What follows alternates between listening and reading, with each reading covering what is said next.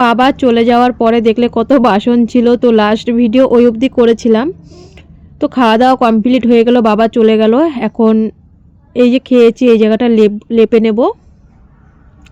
তো ফোন করেছিল আমার দিদির সাথে ফোনে কথা বলছিলাম, বলল কি রান্না বান্না করেছিস, কি করছিস, আমার গুড়িয়া কোথায়।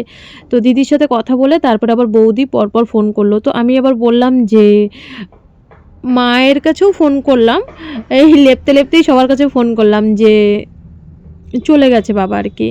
তা মা বলছে এত তাড়াতাড়ি? আমি বললাম হ্যাঁ, বললো যে তনুদার টোটো আসলে একটু তাড়াতাড়ি থাকতাম, আর জামাইবাবুর টোটোতে এসেছি। তো জামাইবাবুর অন্য জায়গা ভাড়া আছে, তোমাদেরকে কালকেই বলেছি, তো এর জন্যই বাবা তাড়াতাড়ি চলে গেল।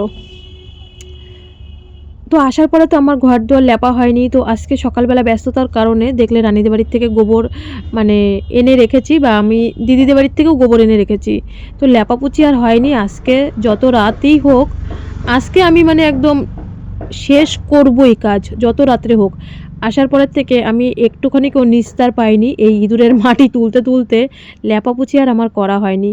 তো এক হাতে ফোনে কথা বলছি আর এক হাতে কাজ করছি, কিছু করার নেই, যত রাত্রিই হোক আজকে আমি কাজ সব শেষ করেই ছাড়বো। আর খাওয়া দাওয়ার পরে তো এখানে এমনিও লেপতে হতো, তো একবারেই সব লেপে ফেলছি। তো এখন বাজে প্রায় 4:30। তো যার কারণে কিন্তু যেদিনকে দেখলেন আমি ভিডিও পোস্ট করতে পারিনি। তো ভিডিও আর বাবা যাওয়ার পরে না আমার না আর ওই ভিডিও পোস্ট করতে মন চায়নি, কারণ ভিডিও করাও ছিল, বা যে কোনো কারণেই হোক আমি ভিডিও আর পোস্ট করিনি, ভালোও লাগছিল না, একটু মনও খারাপ ছিল। কিন্তু তোমরা অনেকেই বলেছো রূপা তোমার এটা দিনে 20 টাকা বা 50 টাকা হোক, এটা কিন্তু আমার ইনকামের রাস্তা। তোমরা যারা মানে আমাকে ভালোবাসো আর কি, তারা সবসময় বলো তুমি রোজ ভিডিও দেবে, যেইটুখানি পারো যেরকম পারো ভিডিও দেবে। কিন্তু মনে হয় যেন কি একটুখানি দুপুরবেলা খাওয়া দাওয়ার পরে বসি, তো যাই হোক ভিডিওটা এই কারণেই দিতেও পারিনি। হ্যাঁ, তখনই ভয়েস দিতে নেই, মনে হয় যেন তখনই বেশি গাড়ি যায় আর তখনই বেশি মাইকের প্রচার যায়। মানে কি বলবো, ভয়েস দিতে দিতে এতবার ভয়েস বন্ধ করি। তো সেদিনকে দেখলে 3 গামলা মানে পাতা আমি আর কি সরিয়েছি। আজকে দেখছি কি আবার ওই পাতাগুলো না এখনও জাল দেওয়া হয়নি, কারণ এদিকে এত কাজে ব্যস্ত। তোমরা সবাই বলেছো রূপা আপাতত গ্যাসে রান্না করো, তারপরে আমি ভাবছি কি একদিনেই, কারণ পাতা তো জাল দিলেই সঙ্গে সঙ্গে মানে পুড়ে যায়। তো একদিন রান্না করলেই উনানে আমার সব জ্বালানিগুলো শেষ হয়ে যাবে। তো ভাবছি জমতে থাকুক, আর আমিও এইদিকে কাজ মানে ঘর দুয়ার গুছিয়ে নিই। তো বারান্দাটা লেপে আমি উঠানটা ঝাঁট দিয়ে নিলাম। উঠানটা ঝাঁট দিয়ে তারপরে ডুয়াগুলো লেপবো, আর রাতের বেলা ঘরটা লেপবো। রাতের বেলা ঘর আর রান্নাঘর রাতের বেলা একবারে খাওয়া দাওয়ার পরে লেপবো কিন্তু, তাহলে শুকিয়ে থাকবে।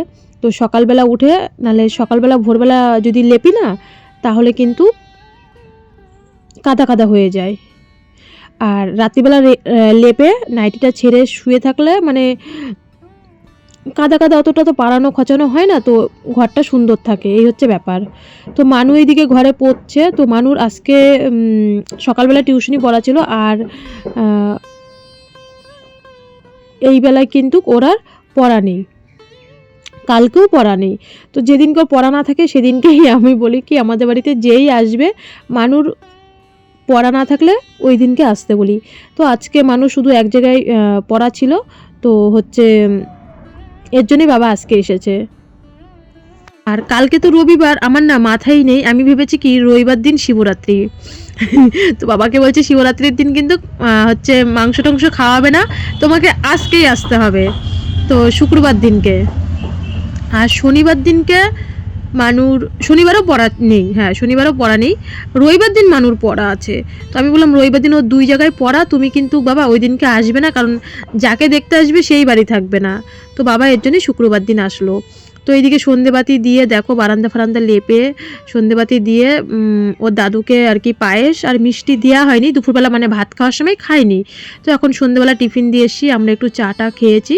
এইদিকে দেখো ঘর দুয়ার গুছাতে গুছাতে, জানো ঘর দুয়ার লেপতে লেপতে আমি রাত 1টার সময় ঘুমিয়েছি, মানে 1টার সময়।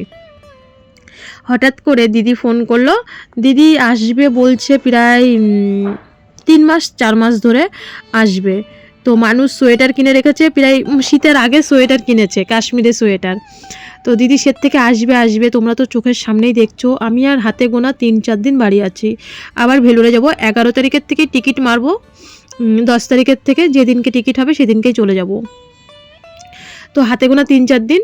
তো আমি দিদিকে বললাম, দিদি এই সুযোগেই তুমি আসো, আমি যেই 3-4 দিন বাড়ি আছি আমি যেইটুক পারবো আমি মানে আপ্যায়ন করার চেষ্টা করব, কিছু করার নেই। কারণ না হলে দিদির আবার টিকিট হয়ে গেছে, দিদি আমেরিকায় চলে যাবে বড় ছেলে বড় বৌমার কাছে। তো আমি বলছি দিদি তোমার এই 2-3 দিনের মধ্যেই আসতে হবে। তো দিদি বলল, আমি বলছি কি জানি না আমি কতটা যত্ন করতে পারবো কি না পারবো। এবার হট করে দিদি বলেছে আসবে, বলছে হ্যাঁ শীত চলে যাচ্ছে, মানুর হচ্ছে সোয়েটার কিনে রেখেছি, সোয়েটারটা মানুষ শীতেই পরতেই পারলো না। আমি বলছি কি কিছু করার নেই দিদি, তুমি এই 2-3 দিনের মধ্যে আসতে পারবে, আমি যত্ন করতে পারলে পারবো, না পারলে না পারবো, কি করবো। দিদি বলে তোর কোনো যত্ন করতে হবে না, তোর কিচ্ছু করতে হবে না, তুই শুধু আমি একটু মানুকে চোখের দেখা দেখবো। 17 মাস ধরে আমি মেয়েটাকে দেখার জন্য আমি ছটপট ছটপট করছি, আমি তো বাড়ি থাকি না, তা আসবে কখন তোমরা তো দেখোই। এই যে বাড়ি এসছি কয়দিন হলো, এখনও 1 সপ্তাহ হয়নি, আর হাতে গোনা 3-4 দিন আছি চলে যাব। তো রাত্রিবেলা আমি সব সবজিগুলো কেটে রেখেছিলাম, বললাম না রাত 1টার সময় আমি ঘুমিয়েছি। তো এখন বাজে প্রায় 6:30, আমি উঠে ঘর আর উঠানটা ঝাঁট দিয়ে রান্নাঘরটাও লেপে রেখেছি। আমি রান্নাটাকে বসিয়ে দিই। হ্যাঁ, রাত্রিবেলা সবজিগুলো কেটে রেখেছি, ভোরবেলা উঠে ধুয়ে নিয়েছি, ধুয়ে মানে ঝুড়ির মধ্যে রেখে দিয়েছি। ওই পাশে দেখো আমি একটু চা বসিয়েছি, মানে চাটাও মানে এখনও গ্যাস ধরাতে পারছি না, মানে এতটা ব্যস্ত আর কি। এই ভাজাটা দেব আমি ভেজ ডালে, আর আগে যেটা ভেজেছি সেটা দেব মানে ফ্রাইড রাইসে। তো মানুকে বললাম বাবা ওঠ, মানু তাড়াতাড়ি উঠে গেছে 7টার সময়, ওইদিকে রান্না করছি এক হাতে। পুরোপুরি হয়তো রান্নাটা তোমাদের সাথে মানে কিছু কিছু দেখিয়েছি, কিছু কিছু দেখাতে পারিনি। তো মানু উঠে চলে গেছে, আমি আগে বিছানাটা গুছিয়ে নিই, কারণ বিছানা গোছানো সবথেকে বড় কাজ আমার মনে হয়, মশারি তোলার বিছানা গোছানো, আবার রাতে শোয়ার সময় মশারি টাঙানো আর বিছানা পরিষ্কার করা মানে ঝেড়ে শোয়া, এই দুটো হচ্ছে রাতের সবথেকে বড় কাজ। আর সকালবেলা ভোরবেলার হচ্ছে এই কাজটা। কে রানী গেছে পড়তে, বাজারে কাকে পাঠাবো, মানু তো সাইকেলেও চালাতে পারে না, আর ওকে পাঠাবোও না, তোমরা জানো ওকে পাঠাবোও না বাজারে। তো রানী পড়তে গেছে, ও দাদুকেই আজকে বাজারে পাঠালাম, কিছু করার নেই, মাছ আনতে আর এই পনির মানে যা যা লাগবে সব ও দাদুকেই পাঠিয়েছি। দেখো এক ভয়েস দিতে গিয়ে কয়বার মাইক আসলো। তো ওইদিকে বিছানা গুছিয়ে চলে এসেছি, রান্না বললাম না অল্প একটু করে রান্না করছি, তোমাদের সাথে রান্না শেয়ার করছি। তো এখানে হবে এই যে মুগ ডাল দিয়ে ভেজ ডাল, আর দেখি কি রান্না করি। সুপ্রভাত আমার প্রিয় পরিবার, তোমরা সকলে কেমন আছো? আশা করি তোমরা সকলে ভালো আছো, আমিও মোটামুটি আছি। রিমিরূপা চ্যানেলে সকলকে জানাই স্বাগত, অনেক অনেক ভালোবাসা। তোমাদের সকালবেলার থেকে আর মানে কথাই বলা হচ্ছে না, সেই তো উঠেছি কোন সকালে। কালকে রাত্রিবেলা সব কিছু কেটে কুটে রেখেছিলাম, বিন গাজর টাজর, কালকে রাত 12:30টার দিকে শুয়েছি, কারণ সকালবেলা তো করে পারবো না। তো ভিডিওটা কন্টিনিউ দেখতে থাকো, আশা করি ভালো লাগবে। কে আসবে একজন, খুব মানে তোমরা আমার দিদির কথা আমি একদম পুরো তো বলেই দিচ্ছি, তো অনেক অনেক আমার মুখে তোমরা শুনেছো দিদির কথা। তো সেই দিদি আজকে এত দিন পরে আমার বাড়ি আসার কথা ছিল আরও অনেক আগেই। তো আমি ভেলোরে যাওয়ার কারণে তো দিদিরও আবার আমেরিকায় যাওয়ার টিকিট হয়ে গেছে। তো এবার হচ্ছে এছাড়া দিদির সময়ই হচ্ছে না, সময় বলতে দিদির সময় হচ্ছে, কিন্তু আমি তো ভেলোরে চলে যাওয়ার কারণে তো দিদি অনেক দিন ধরে করে আমি বলছি, আর হাতে গোনা আমার 4-5 দিন বাকি আছে ভেলোরে যাওয়ার, তাই বলছি এর মধ্যেই আসতে হবে, কিছু করার নেই। তো ভিডিওটা কন্টিনিউ দেখতে থাকো, আশা করি ভালো লাগবে। কে আসে তোমরা দেখবে, তোমরা যে মানে এত এত এত এত সবাই ভালোবাসো। আমি এখন হচ্ছে সকালবেলা তো ঘর মাছ ঝাড় দিয়েছি, বিছানা টিছানা গুছিয়ে এসি, আর একবার ঘরটা ঝাড় দেবো, দিয়ে উঠানটা আরেকবার ঝাড় দেবো, ভোরবেলা তো একবার ঝাড় দিয়েছি, দিয়ে তারপরে ওই একবারে স্নানটা করে আসবো। আমি এত সকালবেলা স্নান করিনি, ওই জামা বাসি কাপড় আর কি ছেড়েছি। তো যাই হোক চলো, হাঁপিয়ে যাচ্ছি। ওই দাদুকে দোকান এই ইয়েতে পাঠিয়েছি, ওই বাজারে দোকানে যাচ্ছে, মানুষকে হচ্ছে একটু জানা, তাই ওকে আবার এরকম বলছে। রানীর আজকে পড়া, রানীর বাড়ি থাকলে রানীকেই বাজারে পাঠাতাম, মানুষ তো সাইকেল চালা।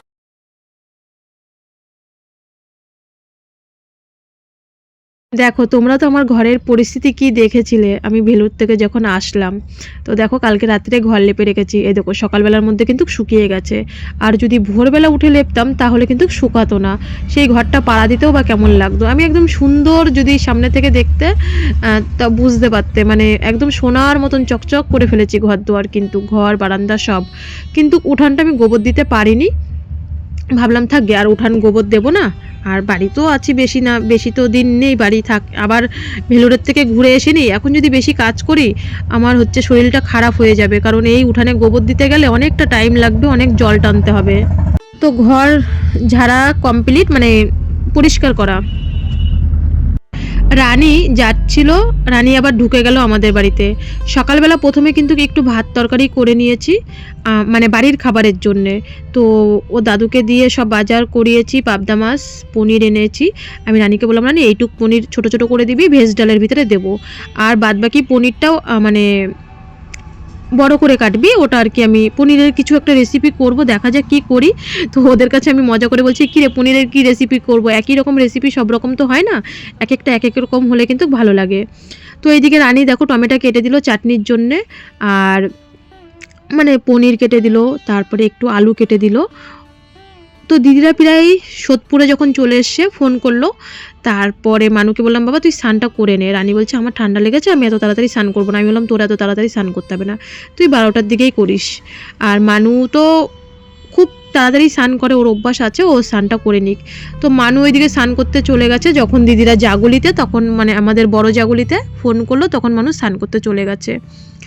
তো ওইদিকে আমি রান্নাবান্না গুছাচ্ছি, রানী আবার পনিরটা ভেজে দিচ্ছে। আমি বললাম, দে একটু হাতে হাতে করে দে, আমি একটু কলপাটটা ঝাড় দিয়ে আমি স্নান করে আসি, কারণ দেখবে বাড়িতে লোকজন চলে আসলে তখন কিন্তু কাজ স্নান হয় না, তাই না? তো আমি একবারে স্নানের ঝামেলাটা মিটিয়ে নিই। তো এক উঠান ঝাড় দিতে এসে 3বার এসছি, তার মাঝখানে কিন্তু মানু, রানী আর ওর দাদু, ওদেরকে কিন্তু সকালে গরম ভাত ডাল খাওয়ানো কিন্তু আমার কমপ্লিট 9:30টার মধ্যে। কারণ আজ যাই করি তাই করি, আগে তোমরা ভালো করেই জানো, এই অবধি তোমরা আমাকে একটু হলেও বুঝেছো, আগে আমার মেয়ের খাবার, তারপরে আমি যদি রান্না সকালবেলা নাও করি দিদি এসে কিন্তু কিচ্ছু বলবে না, কারণ জানে মানুর আগে খাবারের দরকার। তো ওই যে দিদিদের গাড়ি, মানু রাস্তায় এসছিল, আমাদের দোকান দেখে চিনতে পেরেছে, গাড়িটা ওই অবধি আমাদের ওই কাজল কাকুদের বাড়ির অবধি চলে গেছে। দিদি দোকানে মানে দোকানটা দেখে বলছি, মা গাড়ি চলে যাচ্ছি, তো আবার রিটার্ন এসছে। সত্যি যার জন্য এতদিন অপেক্ষা করেছি সেই দিদিকে আজকে নিজের চোখের সামনে দেখছি, কি বলবো, মানে বলে বোঝাতে পারবো না আমাকে যে কতটা ভালোবাসে। আমি মাত্র স্নান করে এসেছি, দেখো আমার হচ্ছে এখনো মাথা ভেজা। মানু এই ভিডিওটা করেছে, দিদি আমাকে যে মানে কত আদর করেছে আমি বলে বোঝাতে পারবো না, হয়তো তখন মানু ক্যামেরা করেনি। আর মানুকে যে প্রথমেই যে এতটা আদর করেছে মানুকে, সেই সময়টা আমি ক্যামেরা করতে পারিনি। তো আমি স্নান করে এসেছিলাম, ঘরে একটা মানে পেলেন নাইটি আর কি, আমি তো শর্ট হাতা নাইটি পরি না, তো এই নাইটিটা মাত্র পরেছি, তার মধ্যে দিদিরা ঢুকে গেছে। তো প্রায় 10:30 বাজে, কারণ সকালের খাবার আমাদের সবারই 9টা 9:30 বা 10টার মধ্যে খেতে হয়। তো 10:30 বেজে গেছে, ওদের আস্তে আস্তে আমি তাড়াতাড়ি গরম গরম লুচি আর আলুর তরকারি আর মিষ্টি দিলাম। দিদি এসছে, আর যে বাপ্পাদা মানে ড্রাইভার দাদা, তার সাথে তার ভাগ্নে আর কি গাড়ি শিখছে, তো ভাগনাকেও নিয়ে এসছে। ভাগনা নাকি হাফ রাস্তা অবধি চালাতে চালাতে এসছে, মানে ভাগনা আর কি মামার কাছে গাড়ি শিখে। তো ওদেরকে খেতে দিলাম। তারপরে দুপুরের রান্না তো কিছুটা করা আছে, মানে ডালটা হয়ে গেছে, চাটনি হয়ে গেছে, আর বসাবো। তো আগে সকালের টিফিনটা দিয়ে নিই, তারপরে দুপুরের রান্নায় 1:30 2 বাজলেও কোনো অসুবিধা কিন্তু আমার হবে না। তো এই দেখো বাপ্পা, এই হচ্ছে সেই মেয়ে, বুঝছো, প্রচুর সাহস ওর। এর কটা 28টা কেমো দিয়েছে ওকে, 28টা। আর কবার অপারেশন হয়েছে বল? তিনবার তো খালি নাকের মানে, হ্যাঁ পেটের যেটা বলে না থ্যালাসেমিয়া থেকে প্লিহাটা যেটা বড় হয়ে যায়, সেটা অপারেশন হয়েছে, মানে ওর মধ্যে আয়রন ডিপোজিট হয়ে গেছিল। তারপরে নাকে হয়েছে, গলায় হয়েছে। নাকের অপারেশনের পর মানে হতো, সকালে ব্লাড দিত, আবার রাত্রিবেলা গিয়ে আবার হাসপাতালে ব্লিডিং।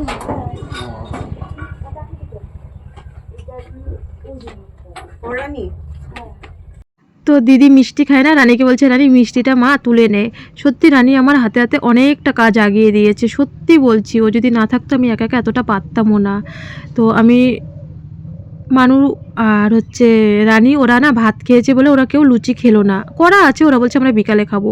তো দিদিকে এই যে একটু লিকার চা দিলাম, দিদি আমাদের দোকানে গল্প করছে। আমি বললাম এটা মানিকে তুমি দিয়ে দাও। আর দেখো দিদি বাবার জন্যে, মানে আমার শ্বশুর বাবার জন্য একটা কি সুন্দর কফি খাওয়ার কাপ এনেছে দেখো। তো মানু আসার সঙ্গে সঙ্গে ও দাদুকে আগে দিয়ে দিল যে দাদু এই যে মানি তোমার জন্য এই কাপটা কিন্তু এনেছে। তো রানী বাড়ি গেছে স্নান করতে, আর দিদি মানু রানীকে ডাকতে গেছে। তো ওরা ওইদিকে ডাকতে গেছে, আমি এদিকে রান্নাটা করে ফেলি তাড়াতাড়ি, তাই না?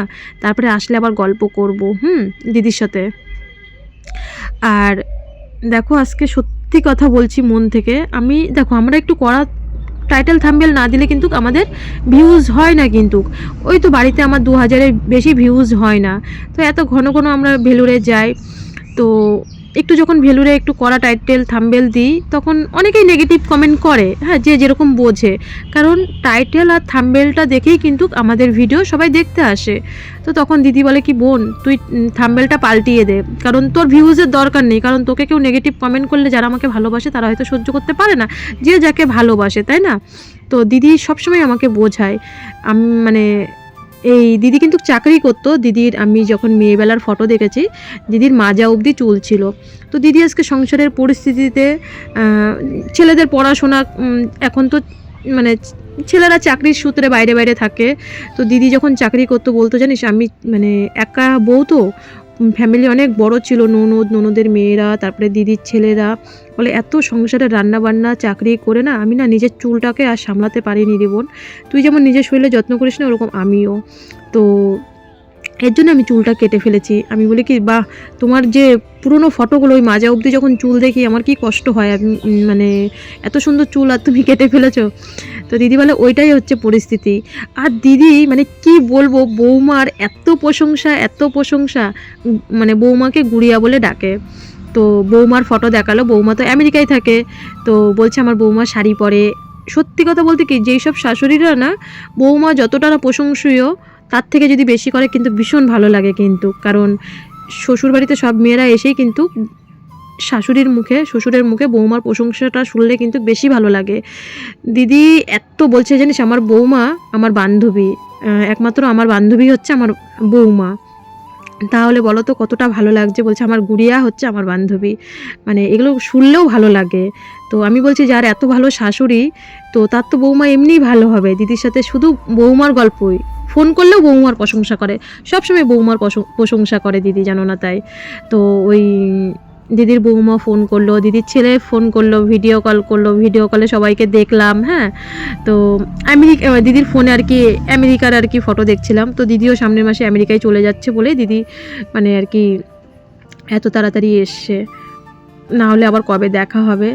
তো এই যে সামান্য কিছু রান্না করেছি, ভাতের সাথে ভেজ ডাল, বেগুন ভাজা আর পাবদা মাছ, আর ফ্রাইড রাইসের সাথে পনির আর আলুর দম করেছি। দিদি মাংস খায় না, আর একটু চাটনি, একটু পাঁপড় আর একটু মিষ্টি। এই হচ্ছে গরিবের ঘরে দিদি আসবে, আমি স্বপ্নেও ভাবতে পারিনি এত বড় একটা। দিদি কিন্তু কিসের চাকরি করতো, দিদি লেখালেখির চাকরি করতো, তো সেটাই দিদি আমাকে সব সময় বোঝায়। দেখো আমার মানু আবার এই ক্যামেরাটা কেমন যেন করে ফেলেছে।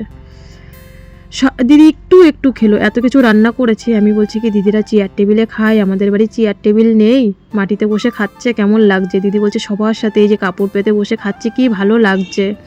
তো বাবাকে এত বললাম স্নান করো না, উনি সেই সবার লাস্টেই স্নান করে সেই 3টে সাড়ে 3টের সময় খাবে। আমি বললাম তোরা মাঠে যা, আমি ভিডিও পোস্ট করব। কিন্তু রানী বলছে কাকি না গেলে মাঠে মজা হয় না, কারণ কাকি ভীষণ লগর করে, মজা করে, আমি নাকি বলে ভীষণ লগর আর মজা করি। তো দিদিকে নিয়ে 3:30-র সময় আমি এক হাতে ভিডিও এডিটিং করছি, আর এক হাতে আমি ওদের সাথে যাচ্ছি আর কি মাঠের দিকে আর কি। তো দিদি বলেছিল গোলাপ খেতে যাবে, তো গোলাপ খেতে না নিয়ে যেতে পারিনি, কারণ ওইদিকে সরু আমরা তো আর কি গ্রামের মানুষ, আর দিদি কিন্তু পুরো গ্রামের মেয়ে, মানে পুরুলিয়ার মেয়ে, আর শ্বশুরবাড়ি হচ্ছে কলকাতায়। তো দিদি বলছে আমি জানিস মানে সব গাছে উঠতে পারি। আমি তো ছোটোবেলায় কমেন্টও করে, আমাদের পুচুকে দেখে আর কমেন্ট করে যে পুচু তো রাগ হলে দরজা দিয়ে দেয়, আর আমি রাগ হলে গাছে উঠে বসে থাকতাম। তো মাঠে এসছি কুল খেতে, আমি অনেক বছর হয়ে গেছে গাছের কুল খাই না, কারণ এই ভেলুরে থাকি, ব্যাঙ্গালোর থাকি। তো দিদিকে নিয়ে এসি, দিদিকে অনেকটা দূরে থুয়ে এসি, আর গাছ পাকা কুল কি ভালো লাগছে দেখতে। তো এখানে না ওই আমাদের পাড়ার কাকিমারা কাজ করছিল, মানে আলু ক্ষেত থেকে আলু তুলছিল। তো কাকিমাদের সাথেও একটু গল্প করলাম মাঠে এসে। আর মানুকে আর দিদিকে থুয়ে এসছি অনেকটা দূরে। আমি বলছি এই তোরা আসতে পারবি না, তোরা দূরে থাক। এত সুন্দর কুল দেখে, এখানে 3টে গাছ ছোট ছোট কুল দেখে আমি না আর লোভ সামলাতে পারছি না। এই মাঠে নিয়ে এসে রোদ্রের মধ্যে কুল খাওয়াইতে রানী, তাহলে বলো এইসব মানা যায়? চো চো বাড়ি চল। আর বলো না, এই তো রানী তো টানতে টানতে নিয়ে আসে। আচ্ছা কাকি চলো কুল খাবা, কাকি চলো কুল খাবা। মানু এই কুলের ভিডিও দেখে বলছে কি মা এত নিচে কুল হয়েছে? আমি বললাম হ্যাঁ রে মা এত নিচে কুল হয়েছে। বলছে আমি গেলে কিন্তু আমি তুলতে পারতাম।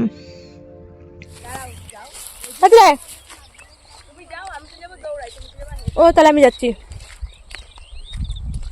তো বন্ধুরা খাওয়া দাওয়া করে এই যে দিদিকে নিয়ে মাঠে আসলাম। এখন বাজে 3টে বাজেনি। কি হয়েছে? আসছি দাঁড়া বলছি।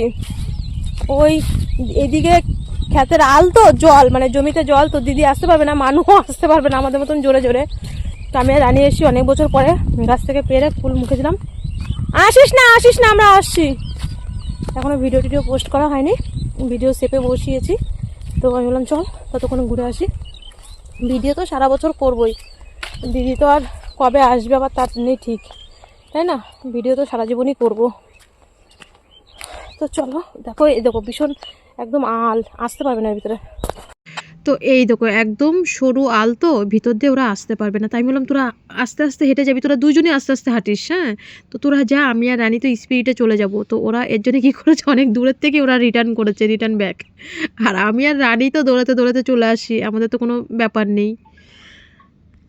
তো বন্ধুরা আমরা মাঠ থেকে ঘুরে টুরে এসে অনেক অনেক গল্প করছি।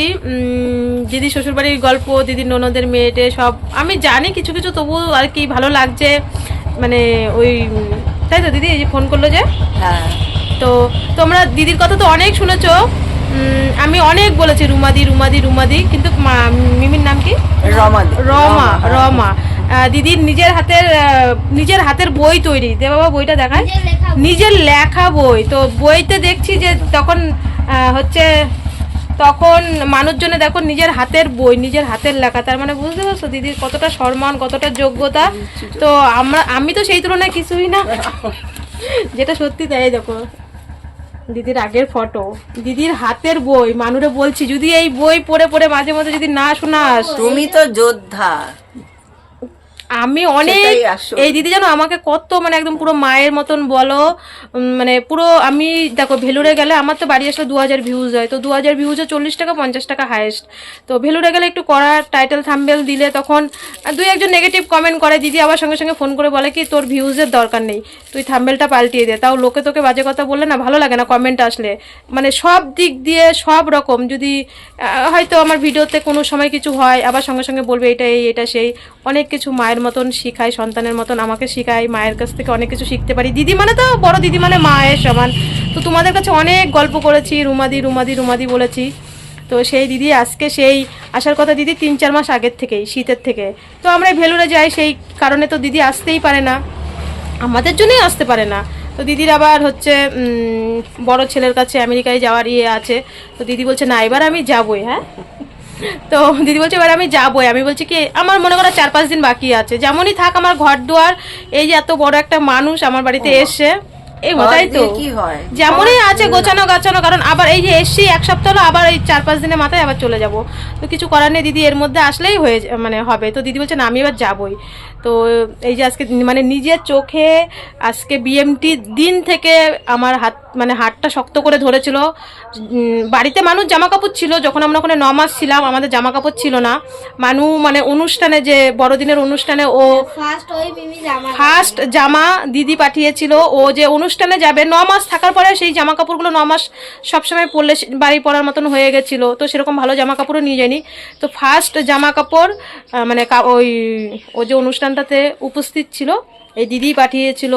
তারপরে মানে প্রচুর প্রচুর, যত বলবো ততই কম বলা হয়ে যাবে। দিদি আমার বিএমটির থেকে মানে বিএমটির সময় এত পরিমাণে সাহায্য করেছে, কারণ উপরে একজন আছে সে দেখবে, মিথ্যা কথা কারোর নামে বলবো না কোনোদিন। তো দিদি প্রচুর প্রচুর পরিমাণে সাহায্য করেছে, যত বলবো ততই কম বলা হবে। তো সেই দিদিকে আজকে তোমরাও সামনাসামনি দেখলে, তাই তো দিদি? বিশাল বিশাল মাটির মানুষ, মাটির মানুষ আসলে যে লড়াই করছে ওরা, মাটির মানুষই আমি এত সম্মান করি ওদের। তারপরে জানো না, যদি ওনার পরিবারের কেউ ভিডিওটা দেখে, ওনার ছেলে বৌমার শুধু গল্প, শুধু ছেলে বৌমার গল্প, মানে বান্ধবীর মতন, শুধু যে এই যে আমি বলো বা আমার বড় মামি, হ্যাঁ বাংলা বুঝবে না, হ্যাঁ বোঝে একটু, বাংলা বোঝে। ওনার এই যে আমি বলো বা আমার বড় বৌদি, ওনার বৌমা ওনার বান্ধবীর মতন, বলে কি সবই আমার বড় বৌমা। তো হচ্ছে ওরাও আমার প্রচুর পরিমাণে পাশে ছিল, দিদিরা সবাই ছিল, সবাই মানে যার কোনো বিকল্প নেই। কোনোদিন আমি বলে বোঝাতে পারবো না, কোনোদিন এইসব কথা আমি ভুলতেও পারবো না।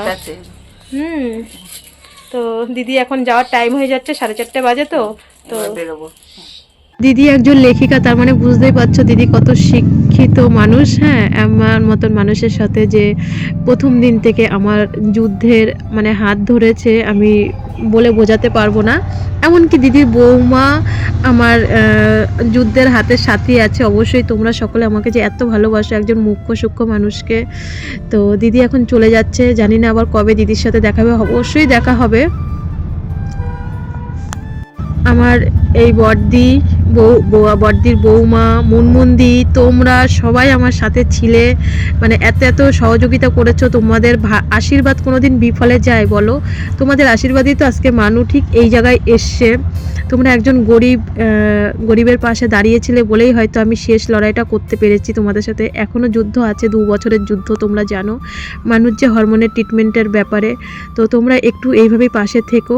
তো দিদি চলে গেল, একজন চলে যাওয়ার পরে কিন্তু আর মানুকে যে কত আদর করেছে বলে বোঝাতে পারবো না। রানী চলে যাচ্ছিল, আমি রানীকে ধরে নিয়ে এসি এইভাবে।